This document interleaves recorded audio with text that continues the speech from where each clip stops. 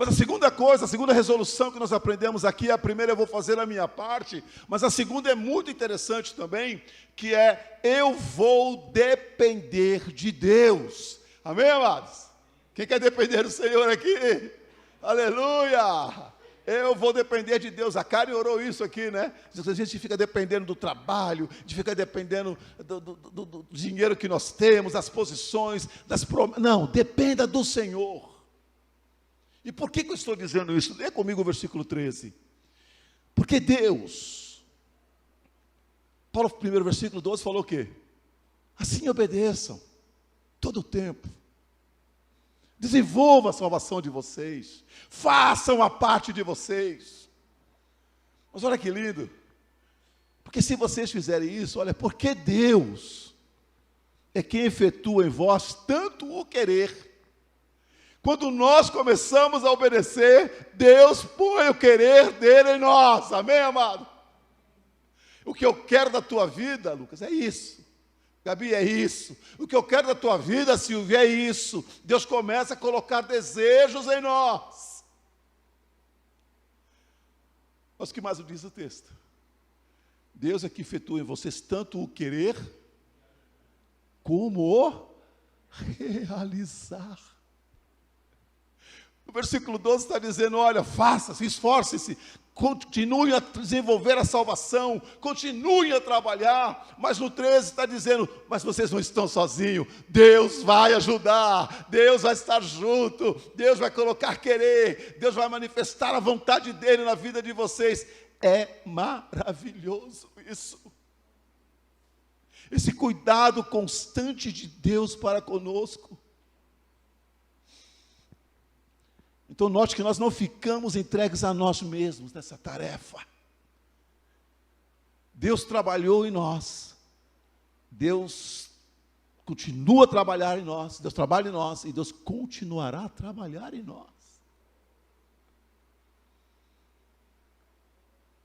Se eu começo a obedecer, se eu começo realmente a pagar o preço e dizer assim, eu vou ser diferente.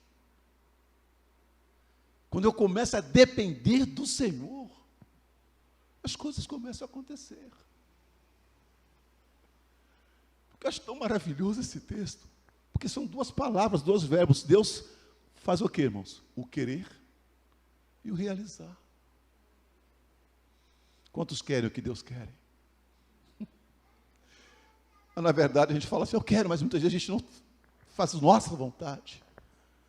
Mas o que nós temos que fazer agora é dizer, Senhor, que a tua vontade seja a minha vontade. E que a minha vontade seja a tua. E que, está entendendo, amados? Mas quando nós estamos enraizados nele, crescendo nele, ele vai colocar em nós esse querer, ele vai nos guiar, ele vai dizer quais são os caminhos que temos que tomar, e não só isso, ele nos ajuda a realizar aquilo que ele começou. Porque em Filipenses, mesmo lá no começo, Paulo vai dizer isso, não é verdade? Que estou plenamente certo de que aquele, Filipenses 1,6, acompanha comigo aí, eu estou plenamente certo de que aquele que começou a boa obra em vocês, há de completá-la até a vinda de Cristo. Isso é maravilhoso. Faça a tua parte, dependa de Deus, Ele vai te guiar nesse processo. Não fique sozinho, não sofra. Mas há um terceiro ponto que eu gostaria de destacar aqui, queridos. O terceiro ponto é que eu serei diferente do mundo. Você pode repetir isso comigo? Eu serei diferente do mundo. De novo, vamos lá? Eu serei diferente do mundo. Porque o que diz o versículo 14, queridos? Fazei algumas coisas. É isso que está falando aí? Não. Fazei tudo. Fazei tudo sem queixa, sem murmuração, sem reclamação, sem resmungar. É muito louco isso. Paulo estabelece a maneira como os crentes deveriam desenvolver a sua salvação. Tudo deve ser feito sem murmuração nem contenda. E a palavra murmuração aqui vem do verbo grego que significa resmungar. A coisa mais horrível que tem é gente que fica resmungando o tempo todo. Gente que fica murmurando o tempo todo. Gente que se queixa o tempo todo.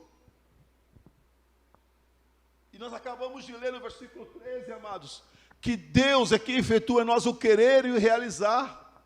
Mas presta atenção, no caminho, as coisas podem mudar. Qual era o querer de Deus para o povo de Israel, quando estavam no Egito? Eu quero que vocês saiam, vão para o deserto, me adorem no deserto, e eu os guiarei para onde? Para uma terra que mana leite e mel, eu vou levar vocês para Canaã. Esse é o meu desejo, esse é o meu querer. Essa era a vontade de Deus. E agora é interessante que esse verbo que eu falei agora de resmungar, é o mesmo verbo que descreve o povo de Deus no deserto. O que aconteceu, amados? Demoraram 40 anos para chegar. Por quê, queridos? Porque murmuraram, porque reclamaram, porque ficaram falando uma coisa, falando outra. E lá em Êxodo 16, 18, diz assim: as vossas murmurações não são contra nós, e sim contra o Senhor. Moisés estava dizendo: parem de reclamar. Vocês não percebem que quando reclamam, você não está reclamando do pastor, você não está reclamando da igreja, você não está reclamando da Miriam, você está reclamando de Deus. Você está dizendo: Deus não sabe o que está fazendo. Deus não sabe o que está fazendo no Brasil. Olha como é que está o Brasil, olha isso. A gente reclama, murmura, reclama o tempo todo, resmunga o tempo todo. Mas, queridos, Deus sabe o que Ele está fazendo. E o chamado aqui é que sejamos diferentes.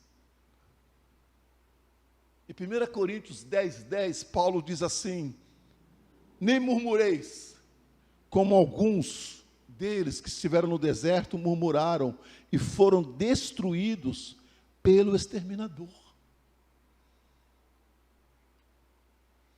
Cuidado! Parem de reclamar. Tem um autor e também um pregador muito famoso chamado Spurgeon. E Spurgeon tinha uma frase que eu achava fantástica. Ele dizia assim: 10 minutos de oração vale mais do que um ano de murmuração. Está entendendo, queridos? Leva as tuas queixas ao Senhor. Chora diante do Senhor. Mas para de murmurar. Para de reclamar. E o mundo está assim, são queixas, reclamações o tempo todo, mas você tome uma decisão, tenha essa resolução clara na tua vida: eu serei diferente do mundo. E Paulo diz: em tudo que vocês fizerem, façam sem murmurações, nem contendas.